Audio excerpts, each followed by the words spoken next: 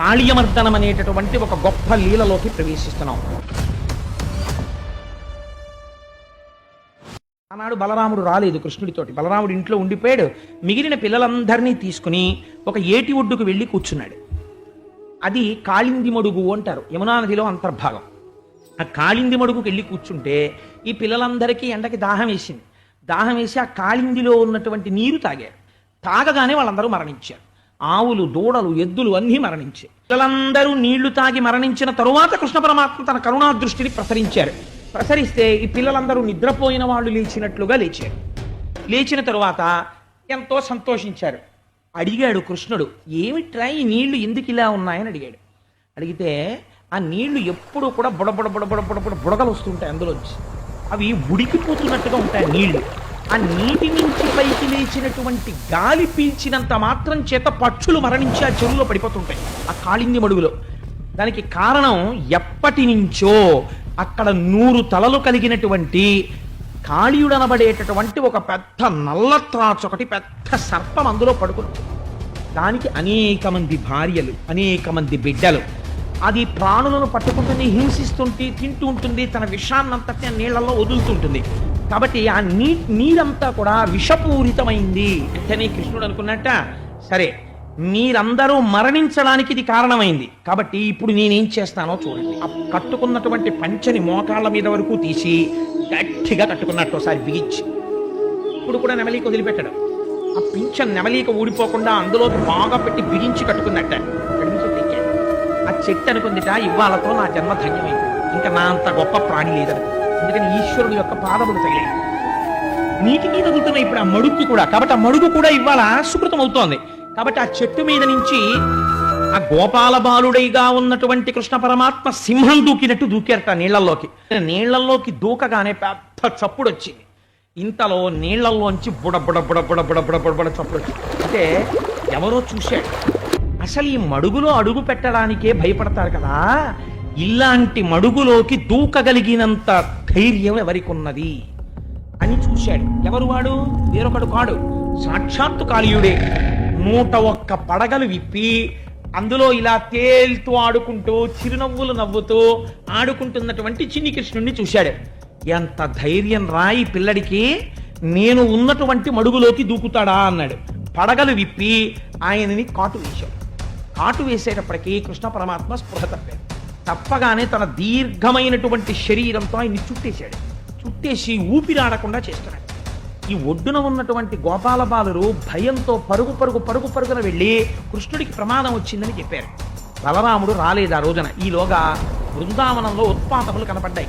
ఎక్కడ చూసినా ఆకాశం అంతా భయంకరంగా తయారైంది. ఉల్కలు పడుతున్నాయి, చీకటి ఆవరించింది, దుర్నిమిత్తములు కనపడుతున్నాయి. ఏం జరిగిందోనని భయపడుతున్నారు. ఈలోగా కృష్ణుడు కనపడటం లేదా, నీటిలో దూకాడు అన్న. ఈ కృష్ణుడి కోసమని ఆ గోపాల బాలురు, గోపకులు, యశోద, నందుడు అందరూ వెతుక్కుంటూ వచ్చారు. ఆ కాళింది మడుగులో పాము చేత చుట్టబడి పడిపోయి ఉన్నాడు పరమాత్మ. ఈ పరీక్ష ఆయన ఎప్పుడూ చేస్తాడు. నా గురించి ఏడిచేవాడు ఎవడైనా ఉన్నాడా, ఉంటే కనపడనా, లేకపోతే ఎందుకు అని. నా గోపకాంతలందరూ వచ్చారు. వచ్చి నిలబడి వాళ్ళు ఒక మాట అంటున్నారు, కృష్ణ మేమెప్పుడైనా నీ వేపు 2 అడుగులు వేస్తే నువ్వు మా వేపు 200 అడుగులు వేసేవాడి. ఎప్పుడైనా కృష్ణ అని పిలిస్తే చాలు ఓయ్ అని పలికేవాడివి. ఇవాళ మేము పిలిచినా నువ్వు పలకటం లేదు. ఎప్పుడైనా నిన్ను ముట్టుకుందామని మేము దగ్గరికి వస్తే నువ్వు పరిగెత్తుకుంటూ వచ్చి మమ్మల్ని కౌగిలించుకునేవాడివి. భగవంతుని యందు మీరు ఇంత చూపిస్తే ఆయన అంత చూపిస్తాడు కారుణ్యాన్ని. కాబట్టి ఇవాళ నువ్వు అలా పరిగెత్తుకుంటూ రావట్లేదు. మేము నీ వంక ఇలా ఒక్కసారి చూస్తే నువ్వు మా అందరి వంక ఎంతో కృపతో చూసేవాడివి. ఇవాళ మా వంక చూడకుండా కన్నులు మూసి పాము చేత చుట్టబడి పడుకున్నావు. మేము తలుచుకోగానే నువ్వు మమ్మల్ని తలుచుకుంటావు. అలాంటి వాడివి ఇవాళ తలుచుకున్నట్టు కనపట్టలేదు. ఆ పాము నిన్ను కరిచింది, అదేదో మమ్మల్ని కరిచేస్తే గొడవ లేకపోయినా మేము చచ్చిపోయినా. ఎందుకని? మేము చచ్చిపోతే నువ్వు బ్రతికిస్తావు, నువ్వు చచ్చిపోతే మేము బ్రతికించలేము, మాకు చేత కాదు. మేమేం చేస్తాం? మూడులం అయిపోతాం, మా బతుకులు పరికిరానివి అయిపోతాయి.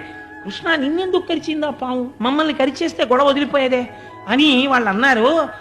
నువ్వు చచ్చిపోయిన తర్వాత అయ్యో ఏం చేస్తాం అని వెనక్కి వెడతాం అనుకుంటున్నావేమో.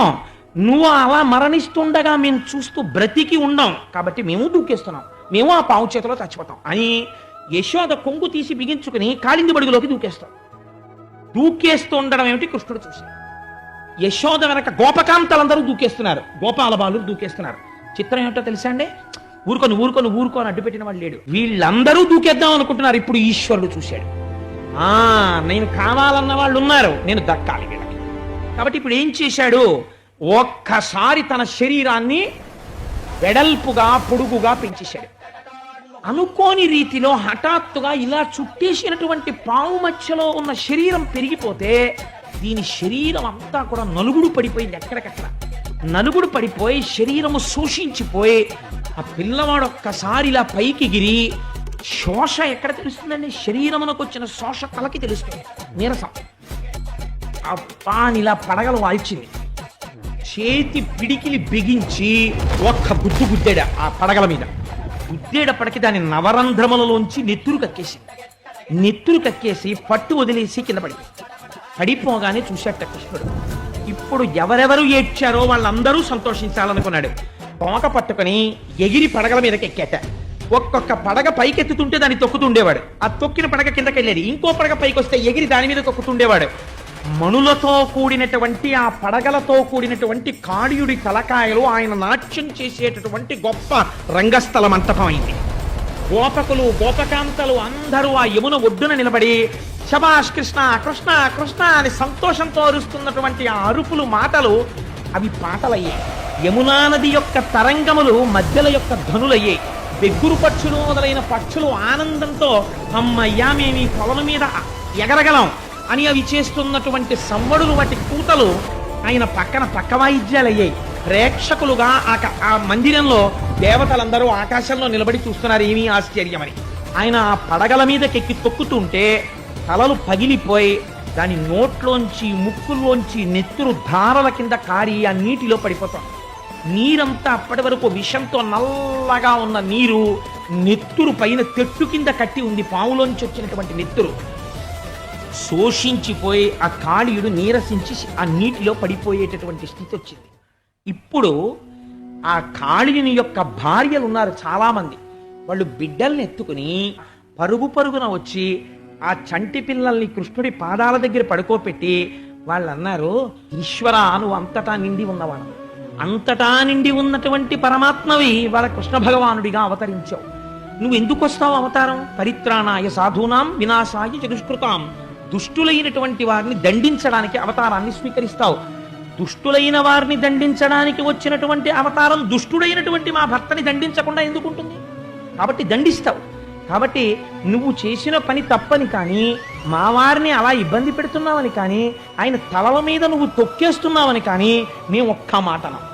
కానీ ఒక్క మాట మాత్రం మేము చెప్పదలుచుకున్నాం. ఈ కాళీయుడు ఇతపూర్వం ఎటువంటి తపస్సు చేశాడో, ఎంత కష్టకాలంలో సత్యం చెప్పాడో, ఇటువంటి గొప్ప గొప్ప పనులు చేశాడో, మహాత్ములైనటువంటి వాళ్ళకి కూడా దర్శనం అవనటువంటి నీ పాదపద్మములు ఇవాళ నా భర్త యొక్క తలల మీద నాట్యం చేస్తున్నాయి. నీ పాదముల యొక్క ధూళి చేత అలంకృతమయ్యాయి ఆ శిరస్సులన్నీ. కాబట్టి ఇవాళ మా భర్త అంత పుణ్యాత్ముడు, ఇంత గొప్పవాడు సృష్టిలో వేరొకడు లేడు. నువ్వు అంత గొప్ప అనుగ్రహాన్ని ఇచ్చావు. లక్ష్మీదేవి గొప్పదా? మా ఆయన గొప్పవాడా? ఇవాళ మా ఆయనే గొప్ప. లక్ష్మీదేవి పొందనటువంటి వైభోగాన్ని ఇవాళ నా భర్త పొందాడు. ఇంత గొప్ప తపస్సు చేశాడు. ఈశ్వర, మా తల్లిదండ్రులు ఈ కాళీయుడు చాలా బలవంతుడని, దీర్ఘాయుష్మంతుడవుతాడని, తన్నెవరూ ఎదిరించలేరని, చాలా ఐశ్వర్యవంతుడని ఇతనికిచ్చి పెళ్లి చేశారు. మా ఐదోతనం, మా పసుపు కుంకాలు ఇతని యొక్క ఆయుర్దాయంతో ముడిపడి ఉన్నాయి. ఆనాడు మా పెద్దవాళ్ళు పెళ్లి చేస్తే మాకు పసుపు కుంకాలు వచ్చాయి, ఐదోతనం వచ్చింది, మా మెడలో మంగళసూత్రం వచ్చింది.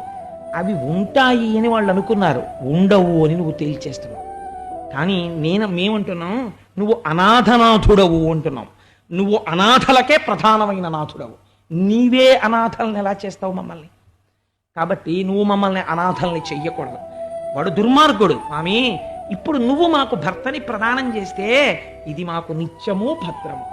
మా ఆయన పరిస్థితి మారుతుంది, బుద్ధిలో మార్పు వస్తుంది. ఈ దెబ్బతో పాపపు పనులు మాంతాడు. కాబట్టి నీవు తలుచుకుంటే మాకు పతిభిక్ష పెట్టగలవు. కానీ ఒక్క మాట మేము చెప్తున్నాం, వీడు మంచివాడు కాబట్టి వదిలిపెట్టని మేము చెప్పట్లేదు.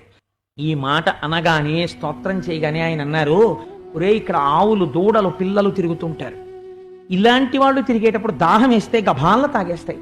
నీ వంటి ప్రమాదికారి ఇందులో పడుకుంటే నీళ్లు విషం అవుతాయి, నువ్వు ఇక్కడ ఉండద్దు, తిరిగి పూర్వం ఎక్కడ రమణక ద్వీపంలో ఉండేవాడో అక్కడికి వెళ్ళిపో.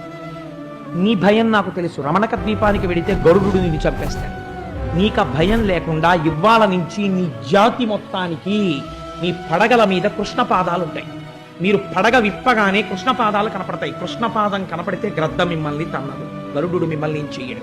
వెళ్ళిపో రమణక ద్వీపానికి అనగానే నమస్కారం చేసి కాళీయుడు తన స్నేహితులతో, బంధువులతో, భార్యలతో, బిడ్డలతో ఆ సరస్సు విడిచిపెట్టి మళ్ళీ రమణక ద్వీపానికి వెళ్ళిపోయాడు. ఇది కాళీయమర్దనం. అయితే దీని గురించి ఒక మాట అన్నారు. ఈ కాళీయమర్దనాన్ని ఉభయ సంధ్యల యందు ఎవరు వింటున్నారో ప్రాతకాలంలోనన్నా వినాలి, ఒక సాయంకాలం అన్నా వినాలి. ఈ రెండు సమయాలలో ఎవరు వింటున్నారో వాళ్ళకి ఇన్నాళ్ల నుంచి కాళీయుడులా లోపల పట్టిన విషయము పోతుంది. బాహ్యమునందు కాళీయమర్దనం విన్న వాళ్ళని పావులు కరవవు.